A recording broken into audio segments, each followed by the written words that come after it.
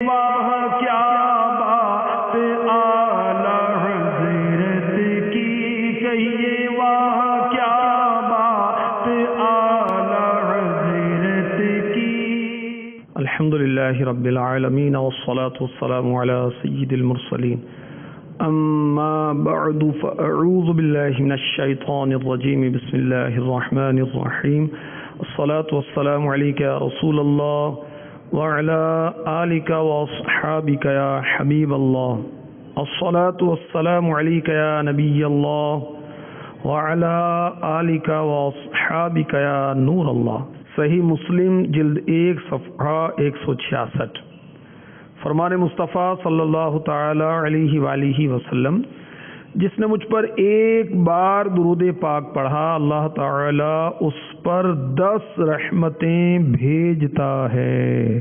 صلو علی الحبیب صلی اللہ تعالی علی محمد وعلی آلہ وصحبہ وبارک وسلم۔ میٹھے میٹھے اسلامی بھائیوں، مدنی چینل کے ناظرین، سلسلہ رباعیات رضا میں آپ کی خدمت میں حاضری ہے۔ آپ کو مرحبا کہا جاتا ہے۔ رباعی جو 4 مصروں والا کلام ہوتا ہے نا، اس کو رباعی کہتے ہیں۔ اور میرے آقا سیدی اعلیٰ حضرت عظیم البرکت، عظیم المرتبت، امام اہل سنت، امام عشق و محبت، باعث خیر و برکت، امام محمد رضا خان، آپ حافظ قرآن تھے۔ آپ مفتی تھے، با کرامت ولی اللہ تھے، محدث تھے، مفسر تھے، عالم با عمل تھے۔ آپ نے کم و بیش 1000 کتابیں لکھی۔ شاعری بھی فرماتے تھے۔ شاعری میں آپ کو 10 طرز حاصل تھی، مگر آپ نے شاعری کی اللہ تعالیٰ کی حمد کے لیے، شاعری کی مناجات کے لیے، شاعری کی نعت مصطفیٰ کے لیے۔ آپ کی شاعری ہے مناقب پر مشتمل، صحابہ کے مناقب، اہل بیت اطہار کے مناقب، اولیاء کے مناقب۔ تو بہرحال رباعیات رضا انشاءاللہ روز چند منٹ کا یہ سلسلہ آپ دیکھتے رہیں گے۔ اعلیٰ حضرت کی جو رباعیاں ہیں وہ اور اس کا خلاصہ، اس کے تحت مدنی پھول چند منٹوں میں ہم اس سلسلے میں حاصل کریں گے۔ آئیے پہلے ہم اچھی نیت کرتے ہیں تاکہ ہمارا ثواب ترقی کرے۔ المعجم الکبیر لطبرانی، حدیث نمبر 5942، فرمان مصطفیٰ صلی اللہ تعالی علیہ وسلم، نیت المؤمن خیر من عملہ، مسلمان کی نیت اس کے عمل سے بہتر ہے۔ اچھی نیت نہ ہو تو عمل کا ثواب نہیں ملتا۔ اللہ اور اس کے رسول کی رضا کے لیے سلسلے میں شرکت کی نیت کیجیے، سن کر یاد رکھ کر عمل کرنے کی نیت کیجیے، جو نیکی کی دعوت دی جائے گی انشاءاللہ عز و جل خوب خوب برکتیں حاصل ہوں گی۔ صلو علی الحبیب صلی اللہ تعالی علی محمد وعلی آلہ وصحبہ وبارک وسلم۔ اعلیٰ حضرت اپنی ایک عشق بھری رباعی میں فرماتے ہیں، پیشہ میرا شاعری نہ دعویٰ مجھ کو، ہاں شرع کا البتہ ہے جنبہ مجھ کو، مولا کی ثنا میں حکم مولا کا خلاف، لوزینہ میں سیر تو نہ بھایا مجھ کو۔ سید اعلیٰ حضرت عظیم البرکت، عظیم المرتبت، مجدد دین و ملت، امام محمد رضا خان علی رحمۃ الرحمان اپنی اس رباعی میں فرما رہے ہیں کہ شاعری میرا پیشہ نہیں ہے، میں پروفیشنل شاعر نہیں ہوں کہ جو شاعری کے عوض مال کماتا ہے، دنیا چاہتا ہے، شہرت چاہتا ہے، دنیا کی عزت چاہتا ہے۔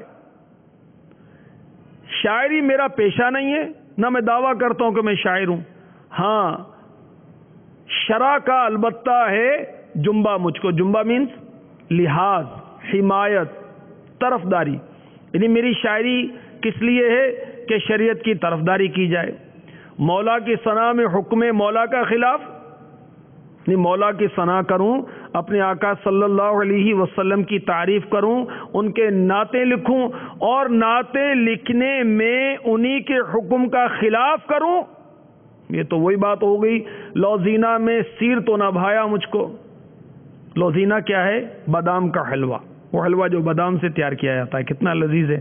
تو اعلیٰ حضرت فرما رہے ہیں کہ لوزینہ میں سیر، اگر بادام کے حلوے میں کوئی لہسن ڈال دے، سیر مینز لہسن، گارلک، لہسن ڈال دے، یہ تو کوئی بھی پسند نہیں کرتا، میں بھی پسند نہیں کرتا.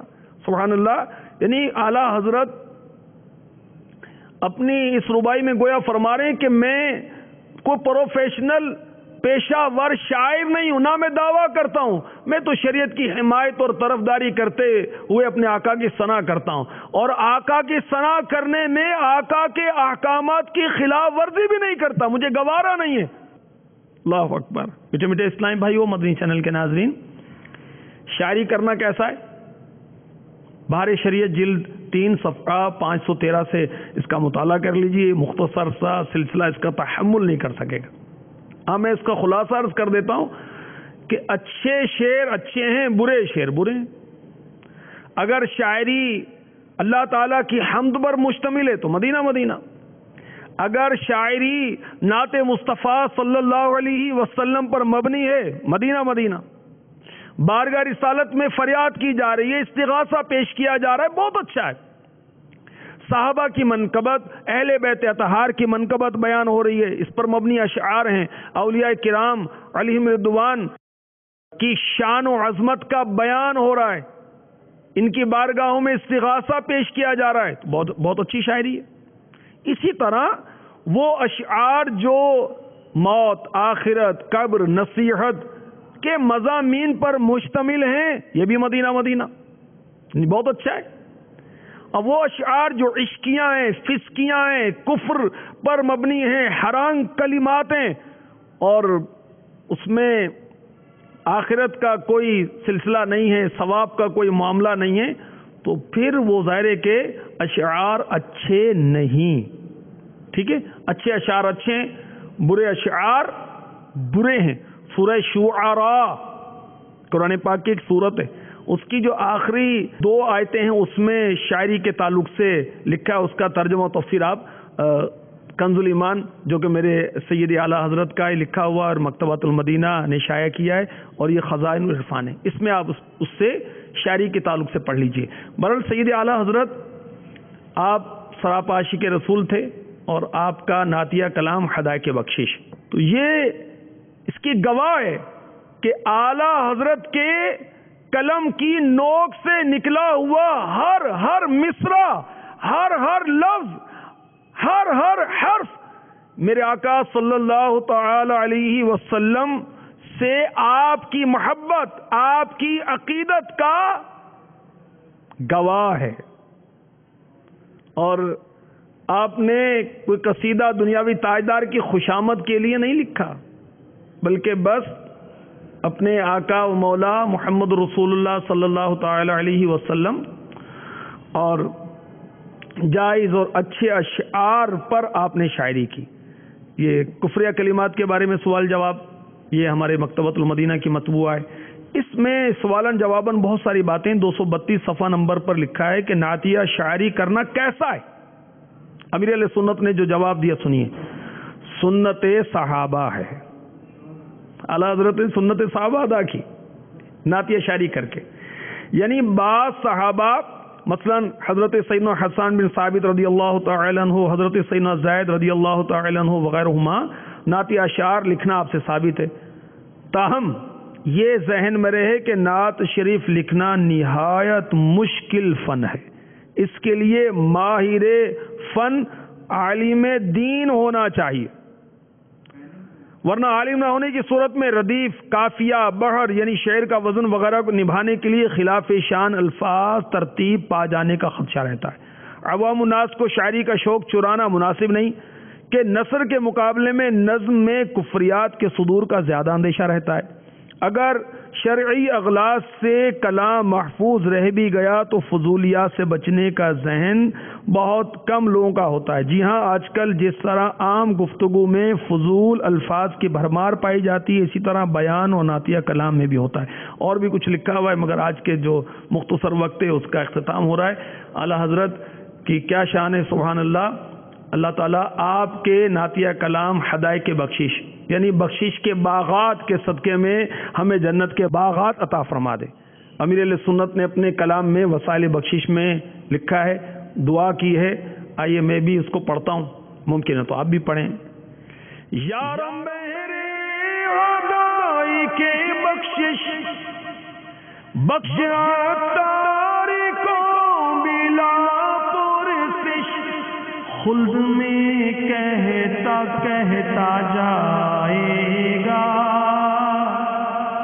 امیر اہل سنت اپنے دلی جذبات کا اظہار کرائے. میں خلد میں کہتا کہتا جاؤں گا. کیا کہتا جاؤں گا؟ واہ کیا بات اعلی حضرت کی کہیے، واہ کیا بات اعلی حضرت کی کہیے، واہ کیا بات اعلی حضرت کی. مصطفیٰ